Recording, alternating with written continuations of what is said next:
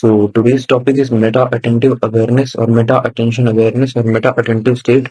These are various names for the same thing. So meta-attentive awareness involves being consciously aware of one's own attentional process. Meta-attentive awareness involves being consciously aware of one's own attentional process. See, I imagine attention as a fluid. Imagine attention as a fluid. So a fluid, an example would be this bottle. This bottle, imagine the water in it to be attention. And this pathway, this bottle is actually your your brain channels, the channels in your brain through which your attention flows. And every circle, this compartment that you see, this compartment that you see, this is one thought, and there are various aspects of that one thought. Now your attention flows into your brain. Now this is just a small compartment, right? This is a small nerve, a small channel. Imagine it to be very long and stretched, and it is very small in your brain and stretched throughout your brain.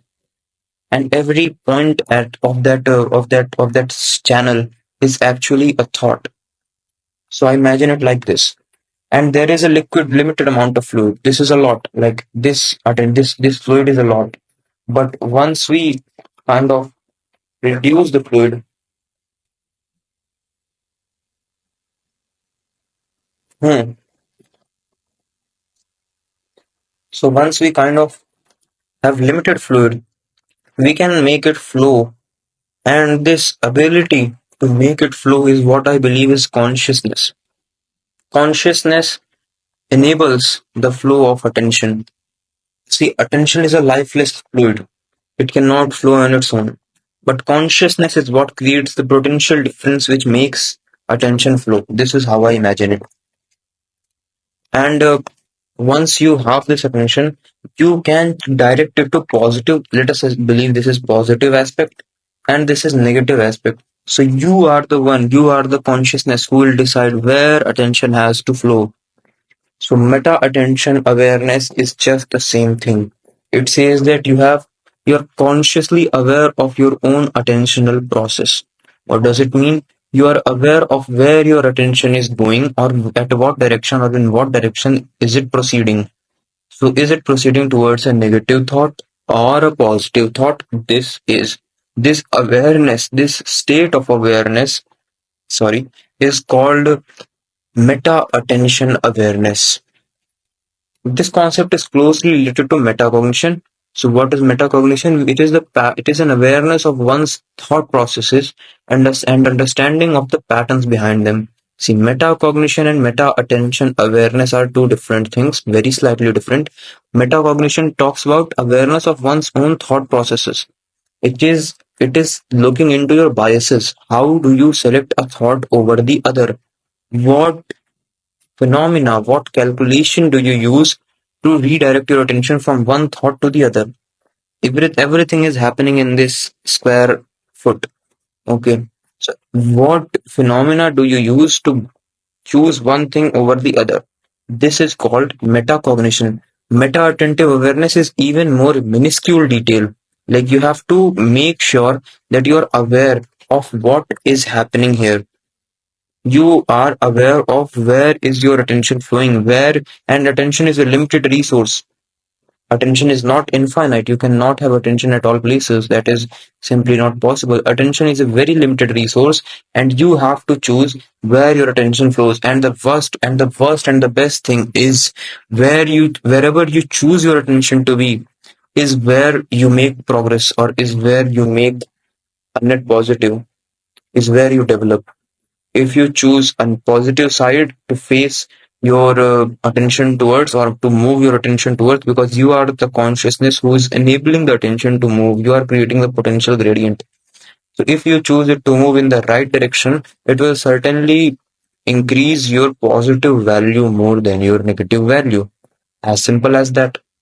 So metacognition includes two main components: cognitive conceptions and cognitive regulation systems, which help individuals enhance their learning through a set of activities. We will not go into detail. Today's topic is only about meta attention awareness.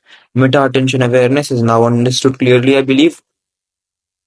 Let's get into a little bit more detail. In the context of advertising and brand outcomes, managing for attentive reach, where say human attention is a qualifier of advertising effectiveness, leads to greater sales and equity. Attention is an immediate result required for an subsequent advertising outcome, including emotional response, which triggers memory and drives behavior. And what do we learn from redirecting our attention? We understand that every advertising company, even this video, wants your attention to survive in your brain. It wants your attention, and the value of this video is not through the words I say. It is through the words I say, certainly, but its value increases the moment you give it attention. Similarly, an advertisement, the whole value of an advertisement is based on your attention, on your own attention, and it is yours. It is not someone else's that someone else will, use it. So, in the context of advertising and brand outcomes, managing for attentive reach, they want your attention. They thrive on your attention. Every advertisement thrives on your attention. And what do? They capture your attention through ways, and with your attention, they gain their value. And every advertisement's value is through you, is through your attention. If it is not able to gain your attention, it is not valuable. If this video's thumbnail did not garner your attention, it is of no value.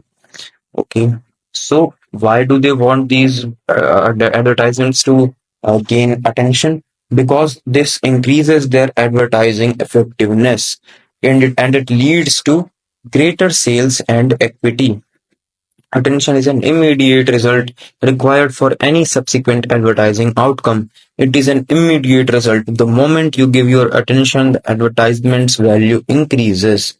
The advertisement's value increases for any subsequent advertising outcome, including emotional response. And if it gets an emotional response from you, it increases its value even more, because attention is very short term, but emotion, the moment you attach an emotion to your attention, the very moment you increase the value of your attention to a longer term, you increase the time frame that your attention will be in your brain for a longer term, and which triggers memory and drives behavior. The moment you give an emotional response to an advertisement, it triggers your memory. It triggers, it points, it pinches your memory, and hence it becomes a memory in your brain that I have to laugh on this, or I will laugh, or it increases the perception, the probability that you will more likely have the same emotional outcome when you see that advertisement or things related to that advertisement or the subject of the advertisement. For example, a chocolate brand would target couples on Valentine's Day, and it would like to, get your emotion of love, of desire out of you through its advertisement. And the moment it is able to do so, its value increases, and then you will attach the brand's name with the emotion's name. The moment you see that brand, you will imagine yourself as a couple, or you will have the same feeling that you had as a couple, or you wanted to have as a couple. The same emotion then becomes a memory. It then shifts on to become a memory, because now it is for a longer term. Attention was for a short term. Memes garner attention, but they certainly do not form memory in long run. All the consolidated memes of a particular niche make memory, but that is a different concept, because it is reinforcement of, emotional response over emotional response over emotional response. That is not what is today's topic. We understand that this emotional response triggers memory, and once it has place in your memory, it is a permanent advertisement at this point, and hence it drives behavior. The moment you have created a positive memory of something, is the moment, or of an agency.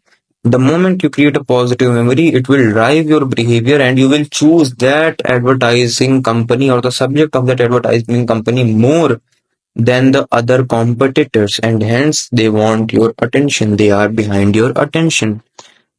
Meta-attentive awareness can also be applied in emergency situations to help responders maintain situational awareness. What is situational awareness? Being aware of what is happening around you is called situational awareness. You have to look on your environment and understand what is happening and what is the functioning of the environment, or what is the setting of the environment. By using self-speak or intrapersonal communications, responders can consciously think about their situational awareness and ensure that they are processing information accurately and making predictions about future events. This is very interesting because you can make better predictions if you talk to your own self. And once you talk to your own self, you will most probably make better, decisions than you were making earlier. And not talking like random things. You have to talk good things. You have to be attentive of where your attention is flowing.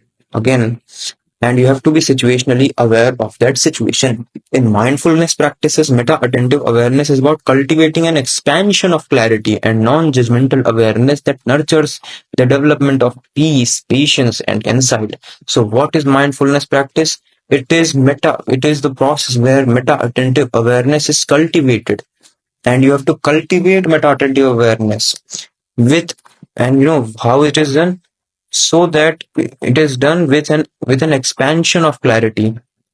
It expands your clarity about situations, and it makes you more aware and in a non-judgmental way, wherein you don't judge things for what they are not, and you see things for what they are.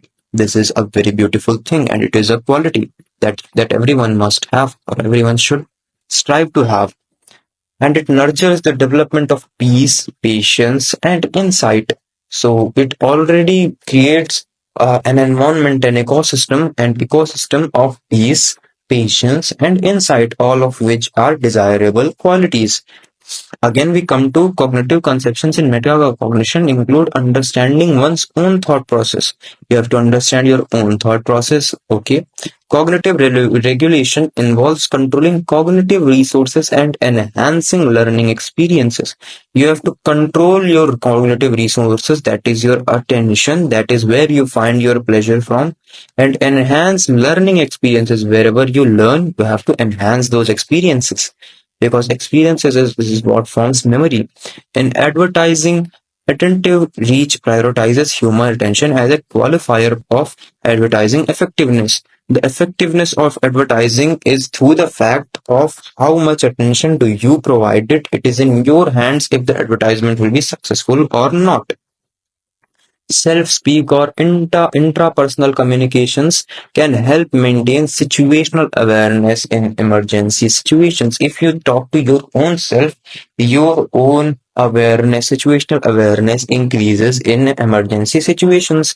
Mindfulness practices aim to cultivate clarity and non-judgmental awareness through meta-attentive awareness. Mindfulness practices, what do? They create an environment of meta-attentive awareness. I hope this was like a good insight. You got a good insight into your own brain, and once you get a good insight, you make sure that you use this insight to create a positive impact on society. With this hope, I'm ending this video. Thank you for watching till the end. We'll meet tomorrow again. Thank you.